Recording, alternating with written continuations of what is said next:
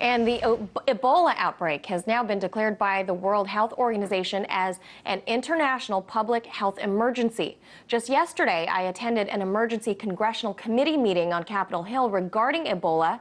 National health leaders, along with those who have been on the ground in Ebola hotspots, gave chilling testimony regarding this unprecedented outbreak. Some notable speakers were Dr. Tom Frieden. He's the director at the Center for Disease Control. Dr. Frieden said that this outbreak is the largest ever, already surpassing the total death toll of all the previous outbreaks combined. He also went on to say, quote, "An outbreak anywhere is an outbreak everywhere." That's in reference to the global society that we now live in. 4 countries in West Africa are affected by the outbreak. That's Guinea, Liberia, Nigeria, and Sierra Leone. But perhaps the most compelling testimony, though, came from Mr. Ken Isaacs. He's the Vice President of Programs for Samaritan's Purse. That's the organization that Dr. Kent Brantley works for. He's the doctor who contracted Ebola in West Africa and is now undergoing treatment in Atlanta. I sat down with Ken Isaacs following the congressional hearing and asked him when he thinks Ebola might hit America. I do think Ebola will come to America. That's not a question of if, it's just when. I don't think that in America we're going to see the death toll, because we do have an excellent public health system. What Dr. Frieden said today is absolutely right. We will be able to quickly isolate the disease.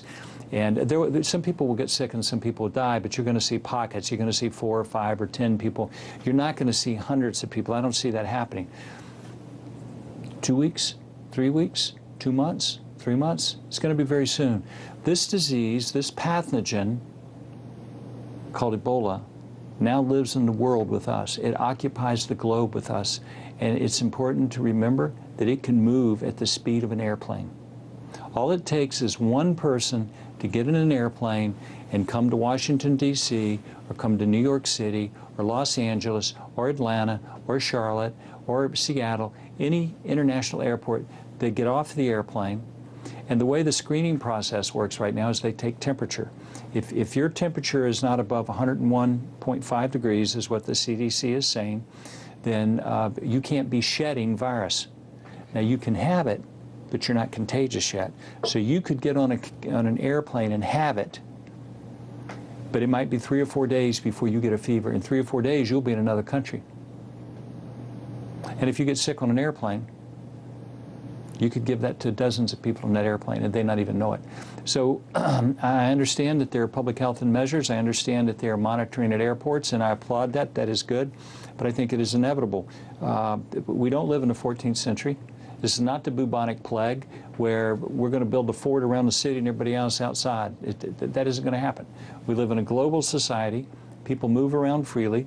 There are tens of millions of people coming into this country every day, coming into Russia every day, coming into the European Union every day, and they're coming out of Africa. You can go to Liberia today, to Monrovia, and get direct flights to the United States. You know, you can fly from Sierra Leone. There's a report in Saudi Arabia that somebody from Sierra Leone just died of hemorrhagic fever. I wonder what that hemorrhagic fever was. And then, of course, there's the very real example of the Liberian American man who flew from Liberia. He was told not to fly by the Ministry of Health and by the Ministry of Finance. He got on the airplane, he was sick. We think he was contagious when he got on the airplane. He flew to Nigeria, stopping through Lome, Togo, and maybe another place. Got off the airplane. He's dead 2 days later. We're talking about Patrick Sawyer. Yes. And the Nigerian Public Health Service said there was no danger. He was put into isolation. He was treated properly. He died. There was no danger. Now, his doctor and his physician's assistant are maybe have died by now. I think the physician assistant has died. The doctor has tested positive for Ebola, and they have 8 other people in isolation that treated him.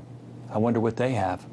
I've had blowback from viewers because I've stated that your workers are experiencing harassment and experiencing intimidation, and that there is some danger involved from the community. Can you speak about that? Well, in Foya, in the northern part of Liberia, next to the border with Guinea, On July the 27th, we were called by the Ministry of Health to go collect a body. So our vehicle followed a Ministry of Health ambulance, and we had the hygiene team. We call it the outreach team. The outreach team is dressed in a spacesuit. They have chlorinated water in spray cans. They have the body bags, and they go collect the body and put it in the ambulance. That was what we were going there for. When they came up over the rise into the village, there was a roadblock where trees had been cut down. And as soon as our vehicle stopped and the Ministry of Health ambulance stopped, they immediately put a roadblock behind us so we couldn't go forward or backwards. They drugged the 4 men out of the ambulance. They beat them. They broke the windows out of the ambulance. They took a machete and chopped one of the guys up. He didn't die. He lived. He ran off into the bush, and they set the car on fire. That was Ken Isaacs, the Vice President of Programs and Government Relations for Samaritan's Purse.